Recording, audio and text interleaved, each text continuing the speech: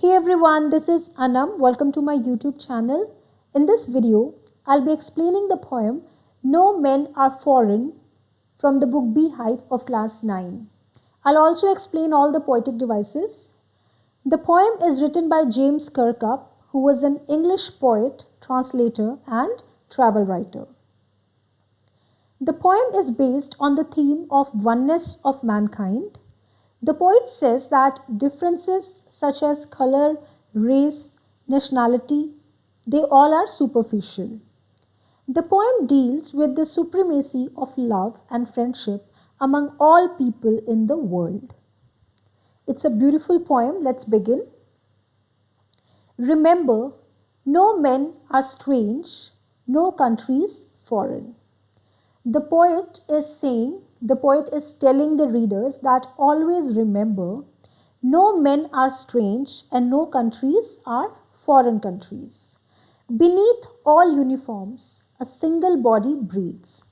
Sometimes we think that the people who are living in other countries, they must not be like us. But it's not true.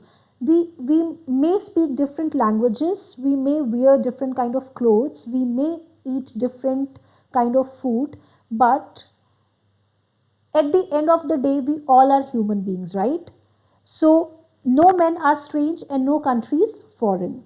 Beneath all uniforms, a single body breathes. Uniform here stands for militaries that different countries in the world have. Beneath means under. Those uniforms are different in color and design, but people wearing them are the same.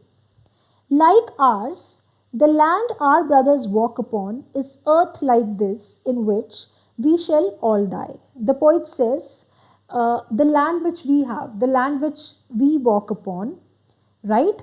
Our earth is same everywhere. Their land is just like our land, and we all will one day be a part of this earth only. One day we'll all be buried in the same earth. They too aware of sun and air and water. The poet says that they also live under the same sun as we do, and they also consume the same water and air as we do. Are fed by peaceful harvests, by war's long winter starved. So they also grow the same kind of crops, and they are also fed by the same harvests. By war's long winter starved.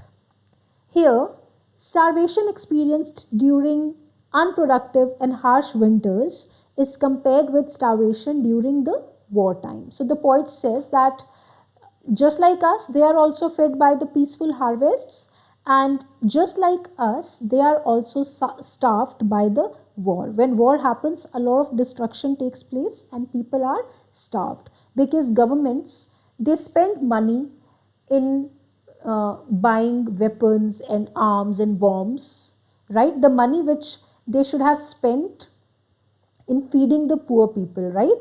So people starve during the wars.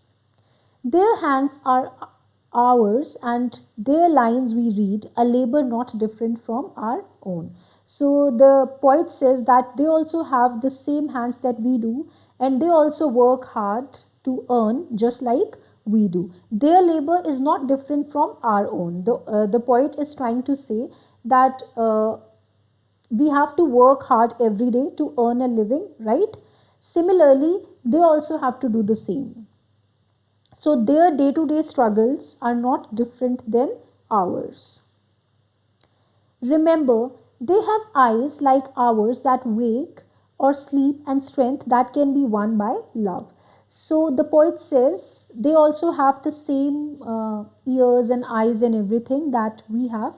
Their eyes are just like ours, and they can also be won only by love. A human being can only be won by love and not by war. By war, we can defeat the other person, but we cannot actually win the person's heart. In every land is common life that all can recognize and understand. So the poet is saying that in each and every country, people have to deal with same kind of day-to-day affairs. Their life is common, So they all can recognize and understand, means they can relate to each other's life, right? They see an image of their own self in the other person. They realize that they are also struggling in their daily lives just like we do. Let us remember, whenever we are told to hate our brothers, it is ourselves that we shall dispossess, betray, and condemn. So sometimes some bad politicians, some anti-social elements, they tell us to hate our brothers. They tell us to hate the people who belong to different countries, like our neighboring countries. So they provoke us to hate them. But if we listen to them, if we hate our fellow human beings, then it is not them that we are condemning. It is ourselves. If we do so, we dispossess, we betray, we condemn ourselves. Remember, we who take arms against each other, if we pick up arms, if we take weapons against each other, and if we try to kill each other, it is the human earth that we defile. It is not anything else but our own mother earth that we pollute by spilling each other's blood on it.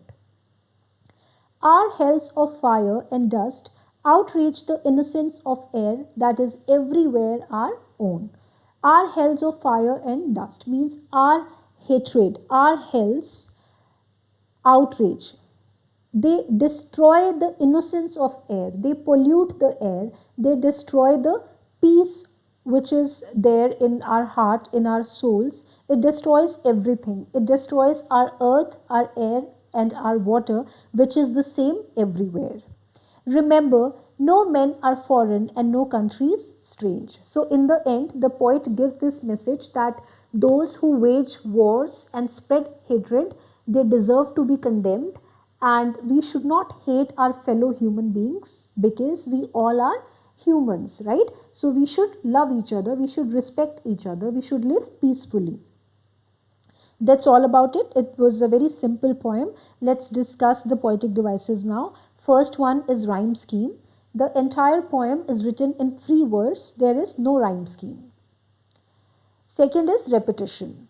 The word remember has been used 5 times in the poem. Remember, no men are strange, no countries foreign. This sentence has been repeated 2 to 3 times, right? So these are examples of repetition. Let's talk about stanza 1 and 2. Stanzas you can see on the right hand side of your screen. First poetic device is enjambment. See, there are many lines after which no punctuation mark has been used. So when there is absence of punctuation mark at the end of a line and it runs from one to the next without using any punctuation mark, it is called enjambment. So it is used in both the stanzas. See, you can see in the first stanza, a full stop has been used after the 4th line only. But after 1st, 2nd and 3rd line, there is no punctuation mark. So it's very easy to recognize. Next one is alliteration. The repetition of a consonant sound in close connection. See the bold letters, the underlined words. Body breathes. B sound is repeated here. Is earth like this in which we all shall lie? Which we. V sound is repeated here. Wars long winter starved. Wars winter. V sound is repeated here. So all these are consonant sounds. So all these are examples of alliteration. Then we have transferred epithet. The poet is using a phrase, peaceful harvests. But the harvests, they are not peaceful. Who are peaceful? People are peaceful. So instead of using the word peaceful with people, he is using it with harvest. So there is a transfer. This kind of transfer from one noun to the other is called transferred epithet. Then we have metaphor. Metaphor means a thing regarded as representative or symbolic of something else. See the underlined bold letter words, beneath all uniforms. Now here, uniform symbolizes the military of different countries, right? The poet wants to say the uniform has different colors and designs, but people are all the same. So uniform here is a symbol of militaries. Then second example, war's long winter starved. Here war is compared with winter. As harsh winter causes destruction, similarly war also causes destruction. So here metaphor has been used. War, the destruction caused by the war is compared with the destruction caused by winters. Let's move on to stanza 3 and 4. First one is enjambment. You can easily find out. As you can see, after many lines there is no punctuation mark, so it is called enjambment. Next we have alliteration. See in the second line, oh sleep and strength, sleep and strength. Sir sound is repeated here, right? So alliteration is used in the second line of third stanza. In fourth stanza, see the first line, let us remember whenever we are told, whenever we, were sound is repeated here. So this is another example of alliteration. Last stanza, stanza 5, enjambment has been used because after second and fourth line there is no punctuation mark, so it is called enjambment. That's all about it. I hope you have understood the poem. If you liked the video, then please subscribe to my channel and hit the bell icon. Thank you.